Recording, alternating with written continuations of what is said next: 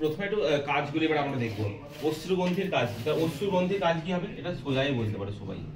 অশ্রুগ্রন্থির কাজ কি? অশ্রু নির্গত করা।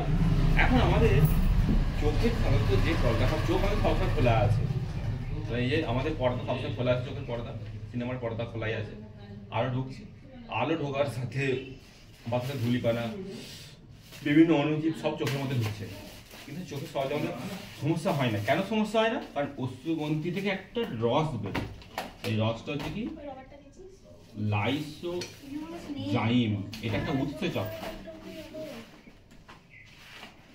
তাহলে আমাদের অশ্রুগ্রন্থি বা ল্যাক্রিমাল গ্ল্যান্ড থেকে একটা উৎসেচক বেরোয় যার নাম লাইসোজাইম। সেটা কি করে? এর ব্যাকটেরিয়া কিলিং পাওয়ার আছে, মানে ব্যাকটেরিয়াকে হত্যা করতে হবে, ব্যাকটেরিয়া মেরে ফেলার ক্ষমতা। এটা পরীক্ষায় পড়ে যে চোখে অশ্রুগ্রন্থি অবস্থা কোন উৎসেচক ব্যাকটেরিয়াকে ধ্বংস করে দেয়, না লাইসোজাইম করে ফেলে দেয় অশ্রুগ্রন্থি। ঠিক আছে, তাহলে অশ্রুগ্রন্থি কোথায় অবস্থিত? না প্রতিটি অক্ষিগোলকের ওপরের প্রান্তদেশে ঊর্ধ্বপল্লবের নিচে বাদামি আকৃতি বিশিষ্ট এই অশ্রুগ্রন্থি। ঠিক আছে, এটা জানো সবাই। অক্ষিপল্লব, অক্ষিপল্লব তো পড়াই হলো, চোখের ওপরে যে দুটো পাতা, ওপরের পাতাটাকে ঊর্ধ্বপল্লব, নিচের পাতাটাকে নিম্নপল্লব। এদের কাজটা কি দেখো, এই যে অবাঞ্ছিত কোনো যদি বাধা আমাদের চোখের সামনে, সঙ্গে সঙ্গে পর্দাটা ফেলে দিই, মানে এটা ধরো পাতা চোখে পড়তে আছে, সঙ্গে সঙ্গে চোখের পাতা ফেলে দিলাম, মানে বন্ধ করে দিলাম, তাহলে এটা কি? এই অক্ষিপল্লব এক প্রকার কি পেশিময় একটা পর্দা, যেটা আমরা কি করি নিয়ন্ত্রণ করতে পারি, ওঠানামা করতে পারি। তার মানে বাইরের আঘাত থেকে চোখে এক প্রকার রক্ষা করে কে? এই অক্ষিপল্লবটা।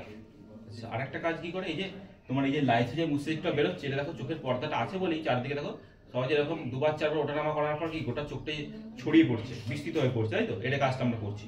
আর নেত্রবর্তকলা বা কনজাংটিভা যেটা ছিল এই যে সামনের যে পোর্শনটা, এটা আগে, তাহলে এটার কাজ কি? তাহলে এর বাইরে কি আছে? এর বাইরে আমরা পল্লব, চোখের পাতা দিয়ে একে কাট করে রেখেছি, সেটার পর এটার পর কাকে কাট করছে? কর্নিয়াকে কাট করছে।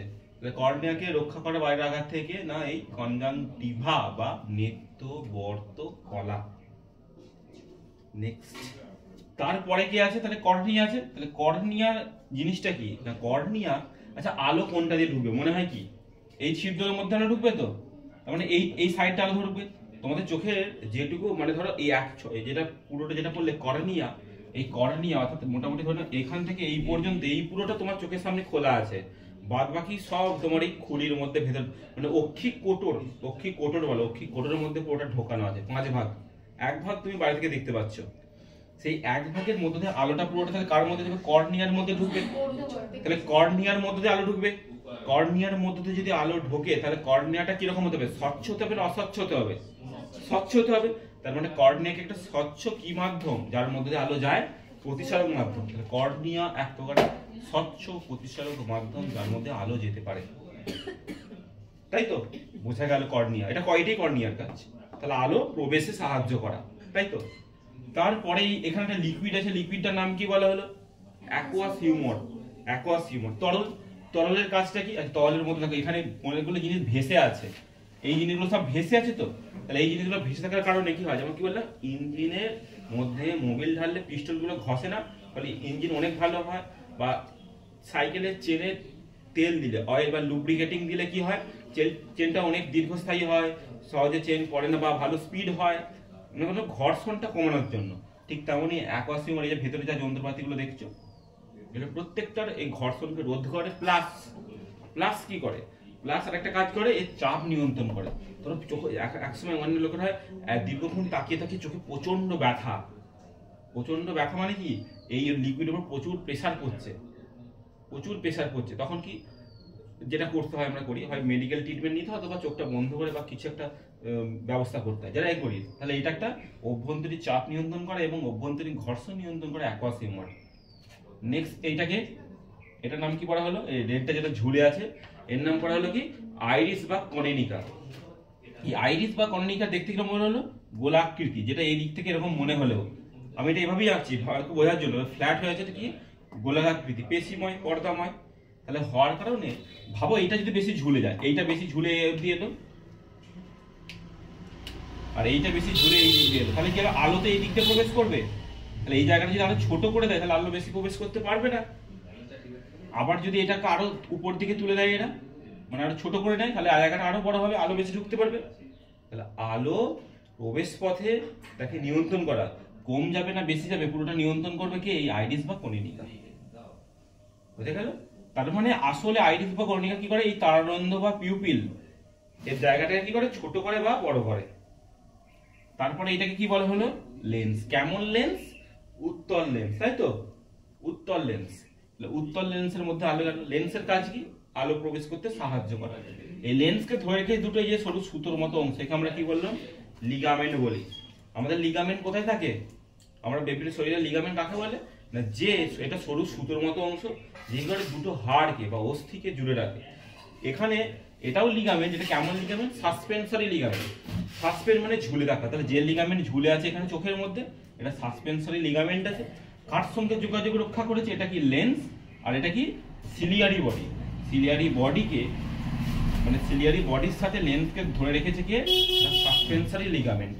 ঠিক আছে, তাহলে সাসপেন্সরি লিগামেন্টের কাজও বুঝে গেলাম, লেন্সের কাজও বুঝে গেলাম। আচ্ছা, এই যে এখানে সিলিয়ারি বডি, তাহলে সিলিয়ারি বডির কাজ কি হতে পারে, তাহলে এইগুলোকে ধরে রাখতে সাহায্য করে সিলিয়ারি বডি। আচ্ছা, সিলিয়ারি বডি যেই বলে ফেললাম, তাহলে সিলিয়ারি বডি কার অংশ না, কোরয়েডের অংশ। কোরয়েড দেখতে কিরকম, কালো বর্ণের দেখতে। কেন দেখতে, মেলানিন আছে বলে। মেলানিন কি করে, অতিরিক্ত আলোকে শুষে নেয়। ধরে যে একটা আলো প্রবেশ করলো এখানে, এই অংশটা কি হলো রেটিনা, রেটিনায় পড়লো, তাহলে রেটিনায় পড়ে যদি পুনরায় ব্যাক করে এখানে না আসে আলোটা, সেটার ব্যবস্থা করতে হবে। মানে যেটুকু আলো আসবে, যেটুকু দরকার, যেখানে দরকার, ধরে নাও এইখানটা আমার প্রতিবিম্ব তৈরি হবে, তাহলে এইখানটায় প্রতিবিম্ব তৈরি হয়, বাকি অংশগুলি আলোকিত হয়। চোখ তো সব ঝাপসা দেখবে, মানে সব দিক দিয়ে আলো আসলে, তো সেটা যদি না হয়, বাকি অংশ থেকে আলো শুষে নিতে হবে, শোষণ করে নিতে হবে। সেটা শুষে নেওয়ার জন্য মেলানিন বসে আছে এইখানটায় কোরয়েডে। ওর কাছে যেই আলো গেল, ও কি করলো, পুরোটা শুষে নিয়ে নিল, ফলে আলো আর প্রতিফলিত হতে পারলো না। বুঝে গেল? তাহলে এটা আমার কাজ করলো কি, কোরয়েড কাজটা করে নিল। বাইরে একটা স্তর রয়ে গেছিল স্ক্লেরা, তাহলে স্ক্লেরা বা শ্বেতমণ্ডল, এটা কি করছে, এটা পুরোপুরি বাইরে ভেতরের যে লেয়ার গুলো আছে, মানে কোরয়েডকে বাইরের আঘাত থেকে রক্ষা করবে। আচ্ছা, এরপর এই অংশটা কি পড়েছিল আমার, আচ্ছা এই এবার লিকুইড, এখানে লিকুইডটার নাম কি বলা হলো, ভিট্রিয়াস হিউমার। তাহলে এরও যা কাজ, এরও তাই কাজ, হাসপাতালে কিছু বলতে হবে না। এবার এইখানটা কি, এটা কি বলা হলো, এটাকে বলা হলো কি রেটিনা। রেটিনার কাজ কি, প্রতিবিম্ব তৈরি করা। কেন, কারণ রেটিনায় দুটো কোষ থাকে, রড কোষ, কোন কোষ, ঠিক আছে। তো রেটিনার যে জায়গায় প্রতিবিম্ব তৈরি হয় তাকে আমরা কি বলবো, ইয়েলো স্পট। আর যে জায়গায় তৈরি হয় না তাকে আমরা কি বলবো, অন্ধবিন্দু বা ব্ল্যাক স্পট। ব্ল্যাক মানে অন্ধ, যেখানে হবে না সেটা ব্ল্যাক স্পট। কারণ অন্ধকার জায়গায় কাউকে দেখতে পাওয়া যায় না, এইভাবে ভাবো, তাই ওখানে কোনো প্রতিবিম্ব তৈরিও হয় না। আর যেখানে তৈরি হবে, যেখানে আলোকিত জায়গা, তাকে কি বলবো, ইয়েলো স্পট বা পীতবিন্দু। হয়ে গেল? আচ্ছা, ওটা পুরো মিটে গেল। অপটিক স্নায়ুর কাজ কি না, এখান থেকে দর্শন অনুভূতি সংগ্রহ করে নিয়ে ব্রেনে পাঠিয়ে দেওয়া। বুঝে গেল?